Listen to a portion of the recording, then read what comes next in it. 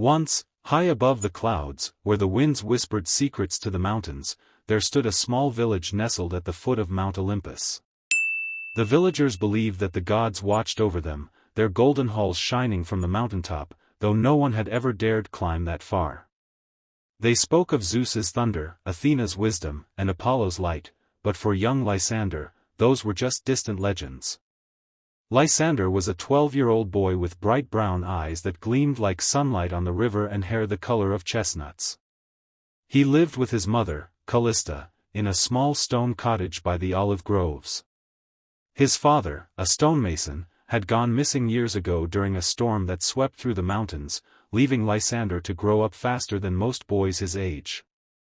Even so, Lysander was known not for strength or speed, but for his heart. When others ran from trouble, he stepped closer. He often helped old Melina carry water from the stream or fetched lost goats from the steep hillsides. His mother would shake her head and smile. "You have a heart too big for your own good, my son," she would say. And Lysander would simply grin. One fateful evening, as the sun dipped behind the mountain and painted the sky in fire and gold, dark clouds gathered above Mount Olympus. The villagers whispered that the gods were angry. Thunder cracked, shaking the ground beneath their feet, and lightning danced like serpents across the sky. Then, from the mountaintop, came a sound no one had ever heard before, a roar, deep and terrible, echoing through the valley. The next morning, the village woke to find their crops burned, their wells dry, and the mountain shrouded in an unnatural mist. Even the birds had gone silent. The village elder, Nikos, gathered everyone in the square. "Something stirs on Mount Olympus," he said gravely. "The balance is broken. We must send a message of peace to the gods, or the mountain will not rest." But who would go? The path to Olympus was treacherous, filled with cliffs, cold winds, and beasts that prowled the shadows. No man dared volunteer.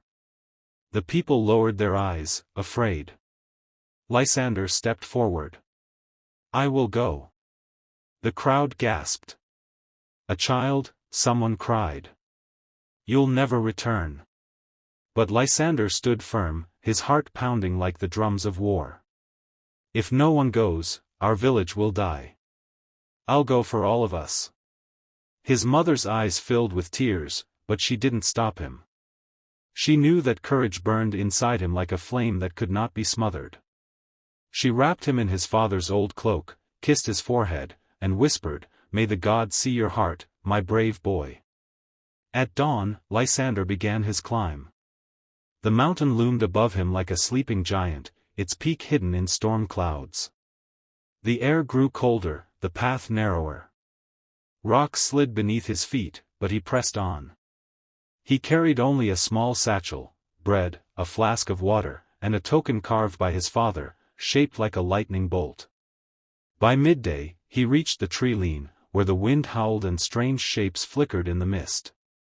Suddenly, from behind a boulder, a low growl echoed. A wolf, its fur as white as snow and eyes like amber fire, stepped into his path. It bared its teeth, circling him. Lysander's heart raced. He remembered his mother's words, "Kindness is the greatest strength." He knelt slowly and spoke softly. "You're hungry, aren't you? I don't have much, but we can share." He tore his bread in half and placed it on the ground. The wolf sniffed, then ate. When it was done, it looked at him for a long moment, as if weighing his soul. Then it turned and walked ahead, glancing back as if to say, "Follow me." Lysander followed. The wolf led him through hidden paths and across a narrow ledge that overlooked the valley. When night fell, the wolf curled beside him, keeping him warm against the biting cold. At dawn, the wolf led him to a meadow high in the mountains, where a silver spring bubbled from the rocks. As Lysander drank, the wolf disappeared into the mist. But before it vanished, he heard a whisper in the wind, "Kindness earns loyalty, little mortal." He continued upward until the air grew thin and the path ended at a vast chasm. Across it, he saw a golden bridge that shimmered like sunlight, but when he stepped closer, it vanished. Lysander's heart sank. Then he remembered the carving his father had given him. He held it tightly and spoke to the mountain. "Please, let me cross. I mean no harm. I only wish to help." At that moment, lightning flashed across the sky, striking the chasm. A bridge of light appeared, glowing and humming with power. Lysander took a deep breath and crossed. Each step sent sparks dancing beneath his feet, but he did not look down. When he reached the other side, the storm above grew louder. He found himself before great bronze gates carved with the images of gods, Zeus with his thunderbolt, Athena with her owl, and Poseidon with his trident. They towered higher than any building he had ever seen. Summoning all his courage, Lysander called out, "Please! I seek an audience with the gods. My village suffers, and I beg for mercy." The gates groaned open.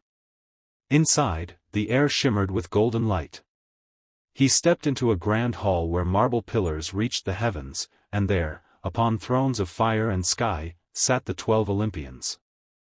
Zeus's eyes blazed like storms, Hera's gown shimmered with stars, and Apollo's lyre glowed with light. Zeus's voice rumbled like thunder. "A mortal child dares enter Olympus?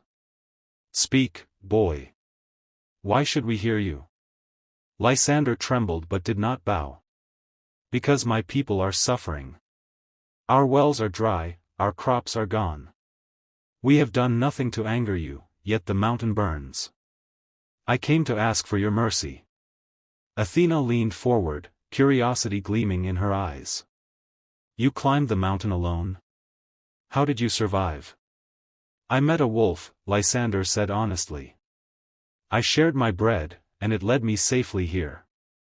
Apollo smiled faintly. "Kindness to beasts. A rare trait among mortals." But Zeus's expression darkened.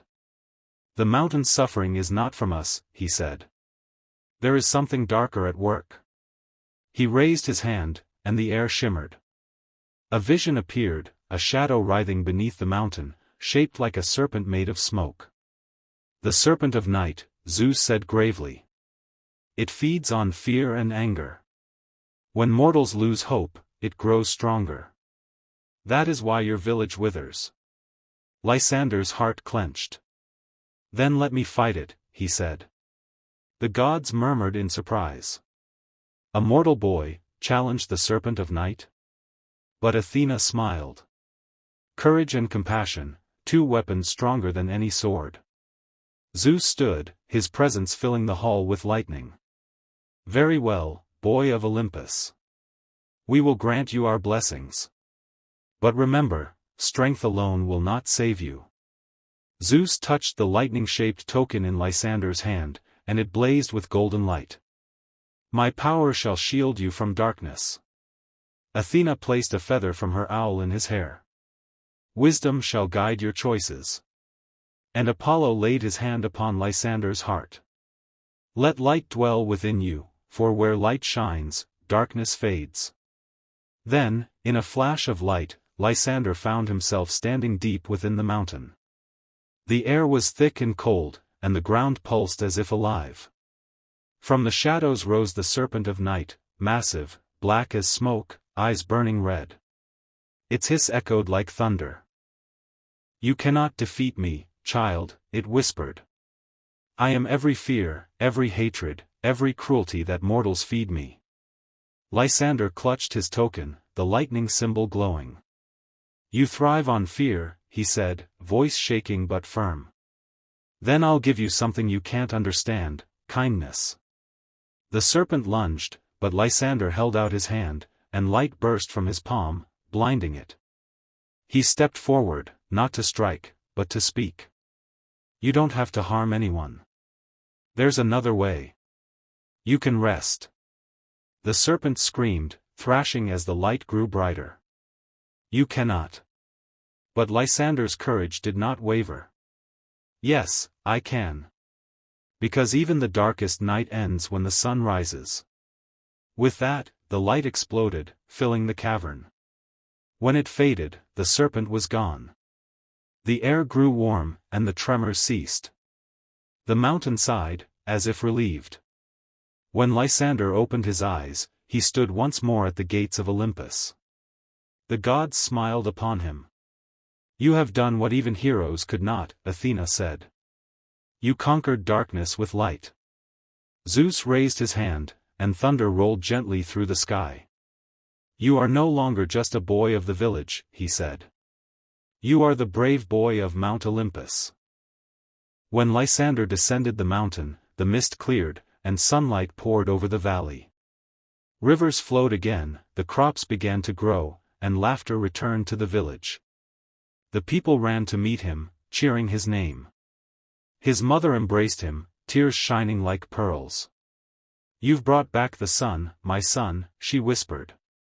Years passed, and though Lysander grew tall and strong, he never forgot the lesson the gods had given him, that true bravery is not in strength, but in kindness, and that even the smallest heart can hold the light of Olympus.